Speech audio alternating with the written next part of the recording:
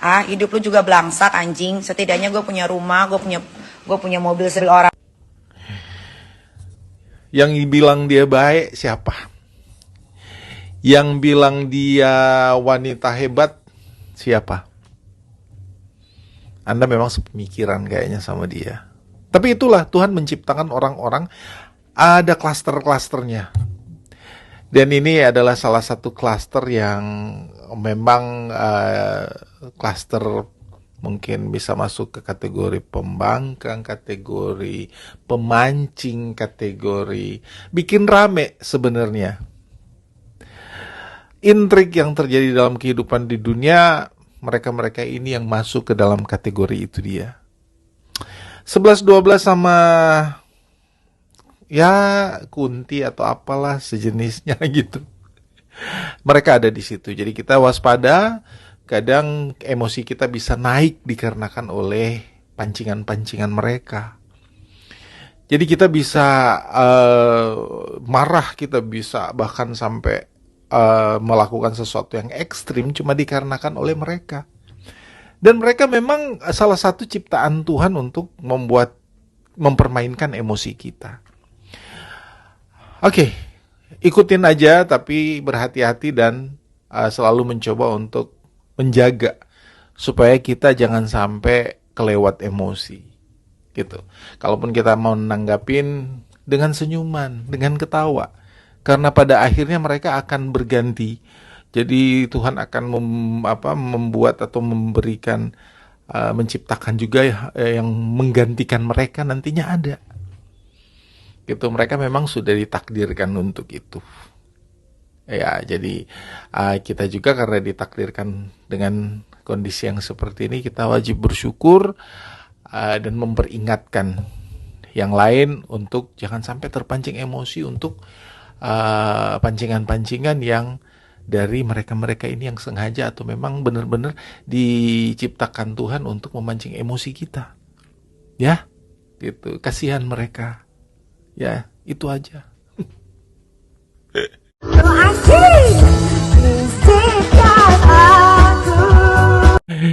Mau nanya aja sih, event organizer-nya atau mungkin pelaksana acaranya atau pembuat acaranya, ngundang yang kayak ginian nih untuk apa sebenarnya? Diundang karena apanya? Karena suara merdunya atau apa? Aduh, akhirnya pikiran geli saya keluar. Ternyata ini untuk memperlancar dunia perlontongan. Yang penting tetap tampil dan bisa ngejual. Karena yang ngebeli juga kan gak mungkin keluar-keluar. Semua kan orang-orang oke, orang-orang berduit. Jadi mereka sembunyi, yang penting bisa nyicipin.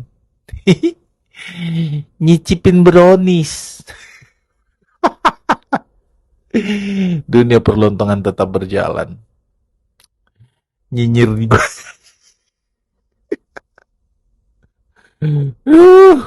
Udah berdosa atau mau bikin dosa gue. Habis kesel sih. Kagak habis-habis. Sukses lontong. Aku juga nggak tahu kenapa Papa harus unfollow dia di IG. Halo guys, cuman pengen nanya, ada yang percaya sama cerita-cerita mereka ini? Ini udah skenario si Dodola, emaknya sama dia sendiri, supaya tetap eksis, jadi obrolan. Ceritanya aja nggak ada faedahnya, nggak ada juntrungan, nggak ada korelasinya dari awal ke sekarang ini dia. Ceritanya nggak ada yang nyambung. Terus kalian pada percaya? Ya udah, suka-suka lupa deh.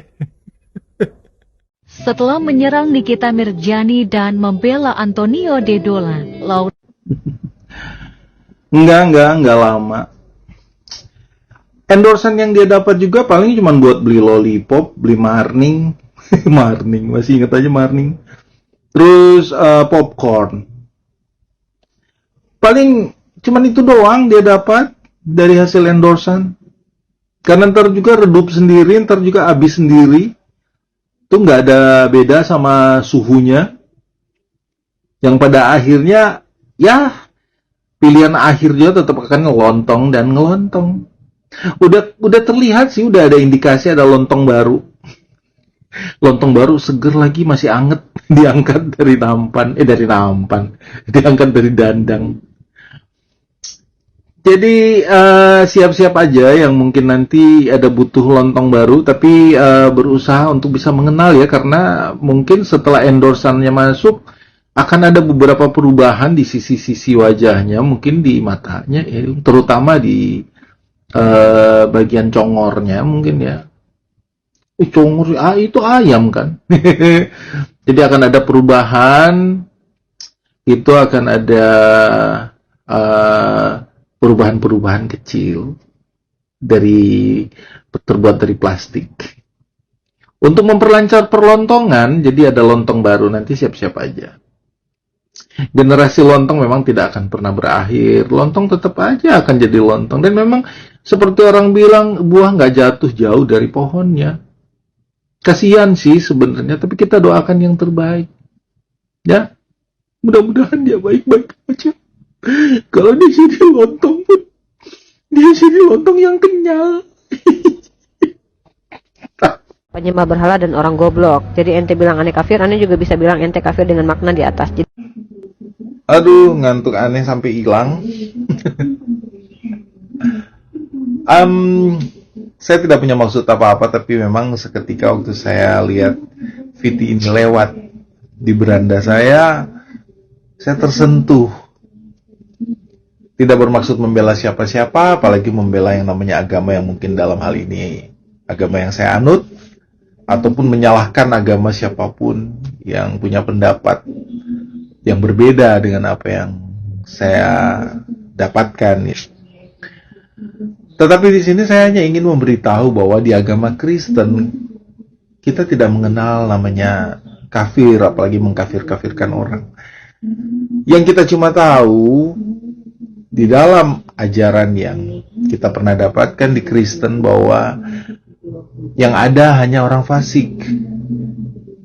Orang fasik ya orang yang memang yang menyembah berhala, bla bla bla, dan seperti itu, tidak mau menyembah Tuhan.